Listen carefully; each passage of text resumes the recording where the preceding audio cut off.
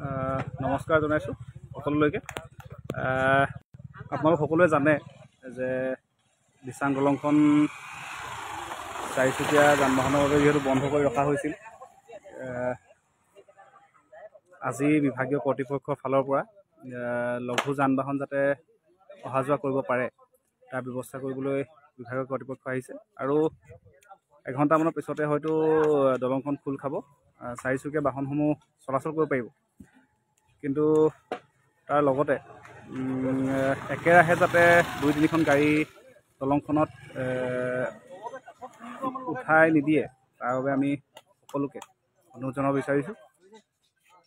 আৰু গধুৰ যান বাহন যাতে কোনেও এই দলংখনেদি পাৰ নকৰে আমি তাৰ বাবে অনুৰোধ ৰাখিছোঁ আৰু সকলো ৰাইজে সজাগ আৰু সহযোগিতা আগবঢ়াব বুলি আমি আশা কৰিছোঁ।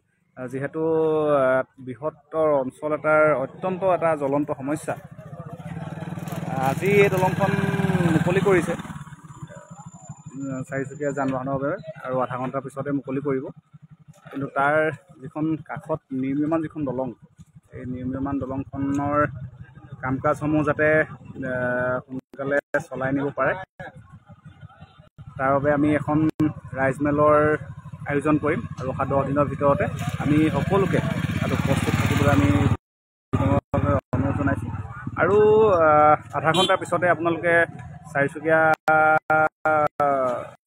বাহনসমূহ পাৰ কৰিব পাৰিব। খালি গধুৰ যান বাহন যাতে কোনেও পাৰ নকৰে আমি তাৰ বাবে বিনম্ৰভাৱে অনুৰোধ জনাইছোঁ।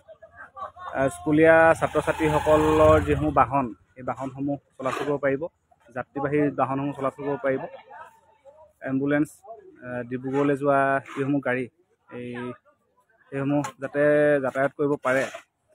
বিভাগীয় কৰ্তৃপক্ষই আমাক বাৰম্বাৰ কৈছিল যে দলংখনৰ কিন্তু একেবাৰে অৱস্থা বেয়া, তথাপিতো কিন্তু আমি বিভাগীয় কৰ্তৃপক্ষক বাৰম্বাৰ দাবী জনাই আহিছিলোঁ যে স্কুলৰ ছাত্ৰ ছাত্ৰীসকলক যাতে চলাচল কৰিব পৰাকৈ বা স্কুলীয়া ছাত্ৰ ছাত্ৰীসকলৰ যিসমূহ বাহন সেইসমূহ চলাচল সুচাৰুৰূপে কৰিব পাৰে তাৰবাবে খুলি দিবলৈ আমি অনুৰোধ জনাইছোঁ।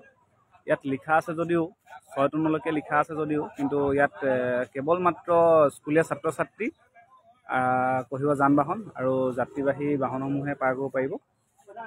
ইতিমধ্যে কাম লাগি আছে আৰু হয়তো আধা ঘণ্টাৰ পাছতে চাৰিচকীয়া বাহনসমূহৰ বাবে খুলি দিয়া হ'ব।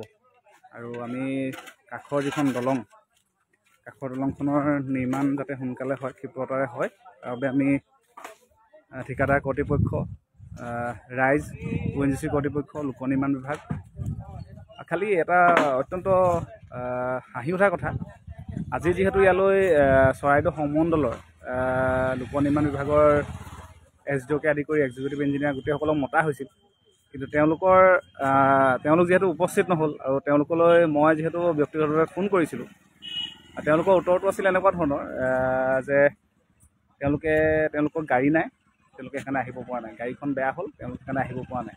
আচলতে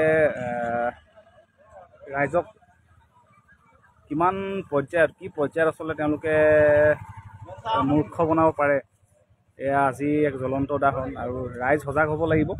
এই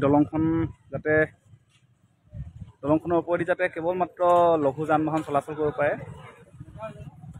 এই ক্ষেত্ৰত ৰাইজ সজাগ হ'ব লাগিব। আমি সকলো ৰাইজক বিনম্ৰভাৱে অনুৰোধ জনাইছোঁ, কোনেও যাতে গধুৰ যান বাহন পাৰ নকৰে। স্কুলৰ যিসমূহ বাহন আছে সেইসমূহ যাতে চলাচল কৰিব পাৰে আৰু যাত্ৰীবাহী যিসমূহ লঘু যান বাহন সেইসমূহৰ বাবেহে কেৱল মাত্ৰ খুলি দিয়া হৈছে আৰু ব্যক্তিগত যিসমূহ বাহন আছে সেইসমূহৰ বাবে সুবিধা কৰি দিয়া হৈছে। ইয়াৰ যাতে সুবিধা লৈ এচামে আকৌ ব্যৱসায় নচলায় সেইটো আমি পুনৰবাৰ অনুৰোধ জনাব বিচাৰিছোঁ।